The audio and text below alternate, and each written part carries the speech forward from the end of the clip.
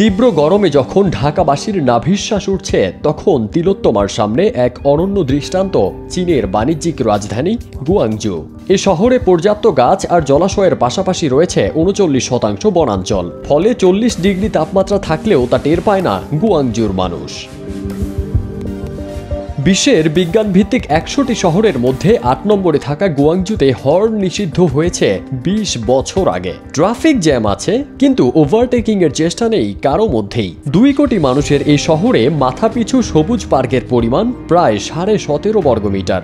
অথচ ঢাকার যত উদ্যোগ আর বিনিয়োগ, তার সবই কেবল ভবন নির্মাণকে ঘিরে। গুয়াংজুর প্রায় ৪,০০০ কিলোমিটার রাস্তা জুড়ে শুধু গাছ আর গাছ, খালও আছে হাজার খানেক। তাই অতিবৃষ্টিতেও নেই কোনো জলাবদ্ধতা, নেই সবুজের কারণে তাপদাহের অস্বস্তি। কিন্তু বাণিজ্যিক মানসিকতার ঢাকা নামক জাদুর শহরে গাছ কেটে শুধু ভবনে নির্মাণ হয়, এর পরিবর্তে তেমন গাছ লাগানো হয় না। যে কোনো শহরকে একটি আদর্শ শহর হতে হলে সেখানে ২৫% গাছ থাকতে হয়, অথচ ঢাকায় আছে মাত্র ৮ থেকে ১০%। একটি শহর কেন তাপের পাহাড় হয়ে ওঠে?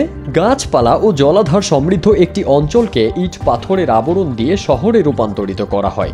মাটির ওপরে তৈরি করা হয় ফুটপাত, রাস্তা, বহুতল ভবন সহ অসংখ্য স্থাপনা। কিন্তু এ ধরনের স্থাপনা দিয়ে মাটিকে ঢেকে ফেললে মাটি অধিক তাপ শোষণ করে তা ধরে রাখে, ফলে সেই অঞ্চলের তাপমাত্রাও বেড়ে যায়। বাংলাদেশের বড় বড় শহরের প্রায় বাসাবাড়িগুলোতেই ফ্যান বা এসি থাকে, কিন্তু উত্তর ইউরোপ বা কানাডার বাসাবাড়িগুলোতে এ ধরনের কিছুই থাকে না। সেখানে যা আছে তা হচ্ছে হিটার। ইউরোপ বা আমেরিকাকে অনুসরণ করে ঢাকায় বহুতল ভবন নির্মাণে দেয়াল হিসেবে ব্যবহৃত হচ্ছে কাঁচ। অথচ এই কাঁচ ব্যবহার করা হয় শীত প্রধান দেশে ফসল ফলানোর জন্য। ওয়ালটন ফ্রিজ কিনে অনেকের মতো আপনিও হয়ে যেতে পারেন মিলেনিয়াল। সেরা পণ্যের সেরা অফার।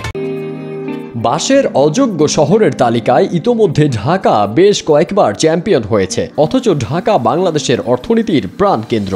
বলা হয়ে থাকে, দেশের মোট জনসংখ্যার প্রায় ১০ ভাগ এখানে বাস করলেও অর্থনীতিতে এর অবদান প্রায় ২৫%। আবার দেশের সবচেয়ে ক্ষমতাধর ও নীতি নির্ধারক এবং বিত্তশালীদের বসবাসও এই শহরে। শহর আর সভ্যতা গড়ে ওঠে যে প্রকৃতিকে ঘিরেই, সেই প্রকৃতি ধ্বংস করার মতো অপরাধের ভয়াবহ শাস্তি এখন ভোগাচ্ছে নগরবাসীকে।